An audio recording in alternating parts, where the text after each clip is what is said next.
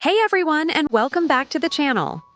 Today we're embarking on an incredible journey through time exploring the captivating history of Oman, a land steeped in ancient legends, maritime power, and a spirit of resilience that has shaped it into the modern Gulf power it is today. Get ready for a story that spans millennia, from desert sands to vast oceans, connecting continents and cultures. This isn't just history. It's an epic tale of transformation. Imagine a place that's always been at the heart of global connections. That's Oman.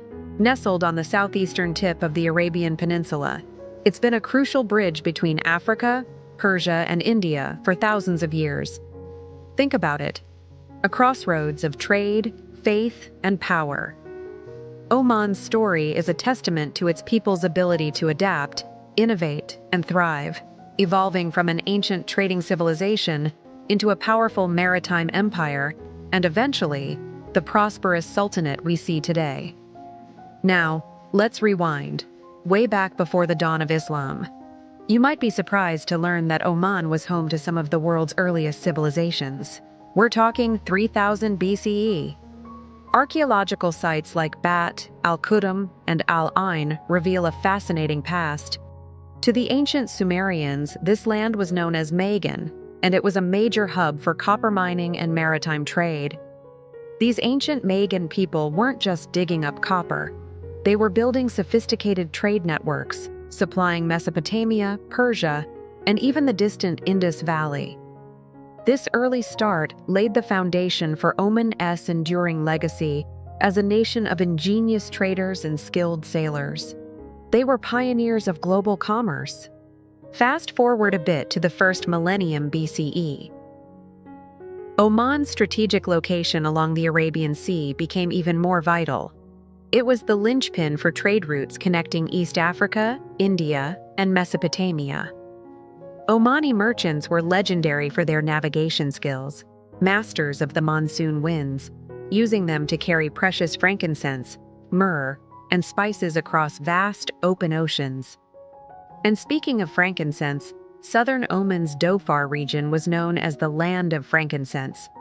It became one of the most prized sources of this aromatic resin, essential for temples and royal courts across ancient Egypt, Greece, and Rome. Imagine the exotic scents and treasures moving through this land.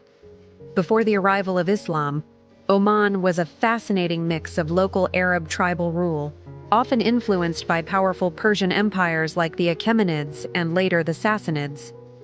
These empires might have maintained garrisons and collected tribute, but the Omani people always retained a fierce sense of independence and a deep connection to their maritime identity. They were never fully subjugated. Their spirit of self-reliance ran deep, even then. Then came a monumental shift: the arrival of Islam in the 7th century CE. This transformed Oman spiritually and politically, but in a remarkably peaceful way. The message of the Prophet Muhammad reached Oman during his lifetime, and the local rulers, Jafar and Abd al-Juland, accepted Islam without conflict. This made Oman one of the very first regions outside the Arabian heartland to embrace the new faith. This early, peaceful conversion helped establish Oman as a stable Islamic society, one guided by faith and trade rather than conquest. It's a truly unique aspect of their history. Oman also adopted a distinct branch of Islam known as Ibadism, which stands apart from both Sunni and Shia traditions. The Ibadi Imamate became the bedrock of Omani governance, emphasizing core values like community consensus, modesty, and tolerance.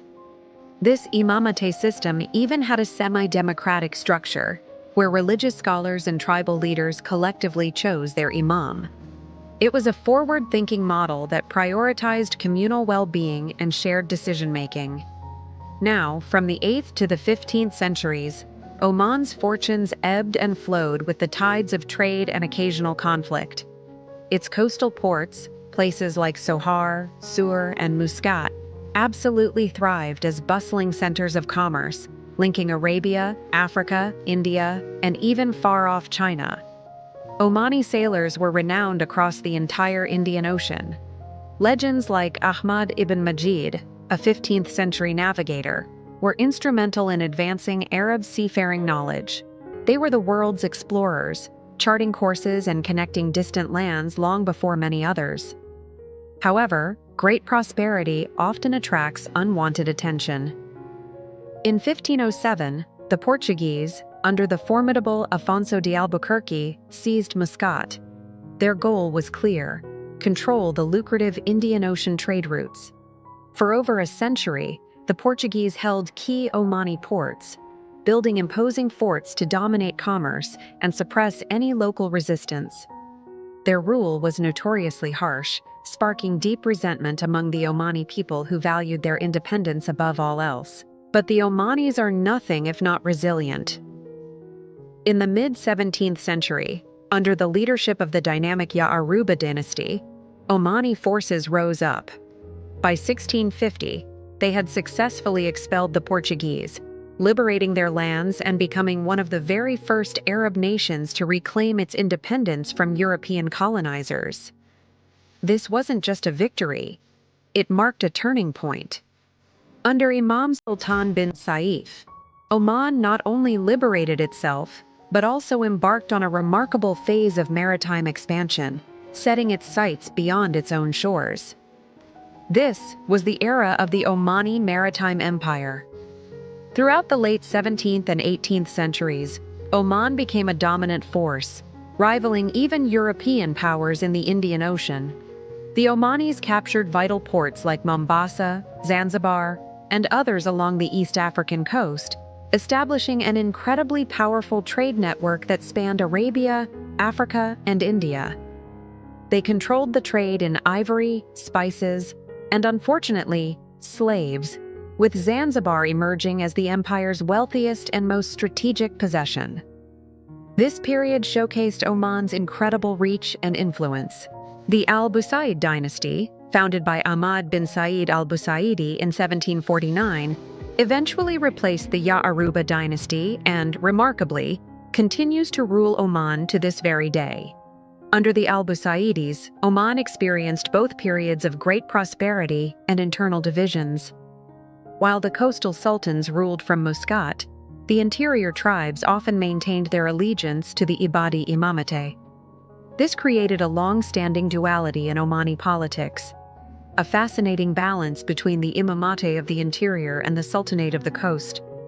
In the 19th century, Oman's influence in East Africa truly reached its zenith under the visionary rule of Said bin Sultan, who reigned from 1806 to 1856.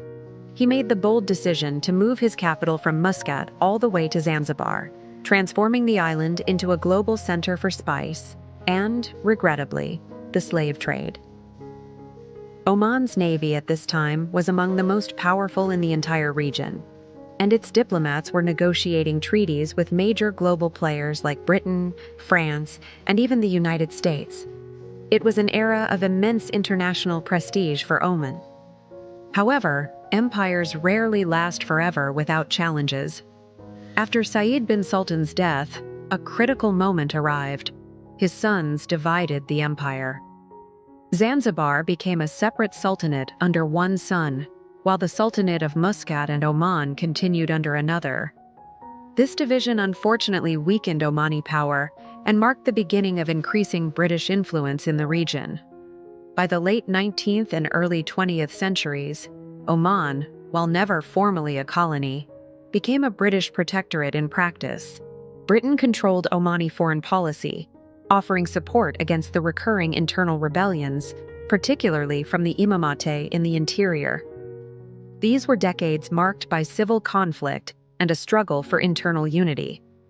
This internal tension eventually erupted into open conflict.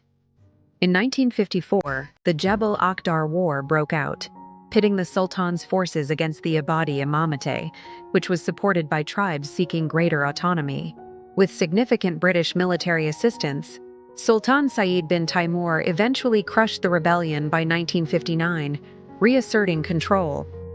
However, his rule became increasingly isolated and underdeveloped.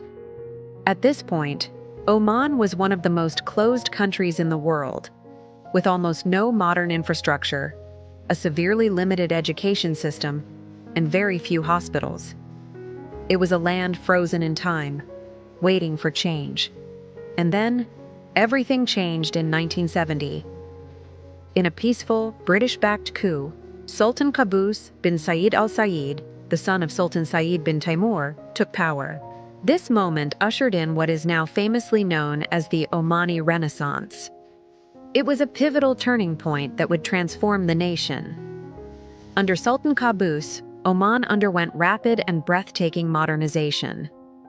Roads, schools, and hospitals were built across the entire nation, connecting communities and improving lives. Crucially, oil revenues were wisely used to develop infrastructure for the benefit of all, rather than simply enriching a select few. Qaboos also pursued a groundbreaking foreign policy of neutrality and peace, earning Oman immense respect as a trusted mediator in regional conflicts. He successfully brought an end to the long-running Dhofar Rebellion, a Marxist insurgency, with support from Britain and Iran, firmly cementing his rule and bringing stability to the south.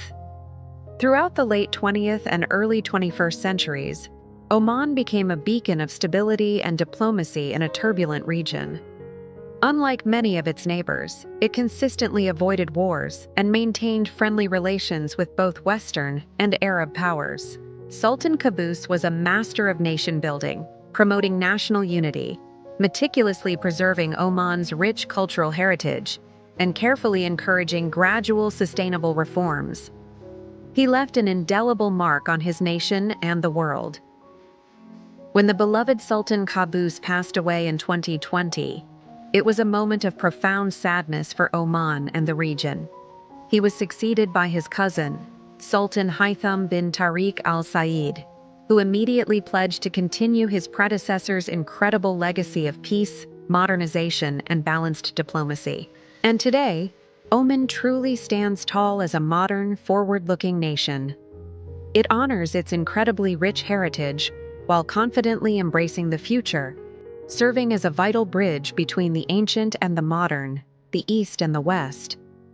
From the industrious copper traders of ancient Magan to the legendary seafarers of Zanzibar, and the visionary architects of a modern Sultanate, Oman's journey is a powerful reflection of resilience, profound wisdom, and the enduring spirit of its remarkable people.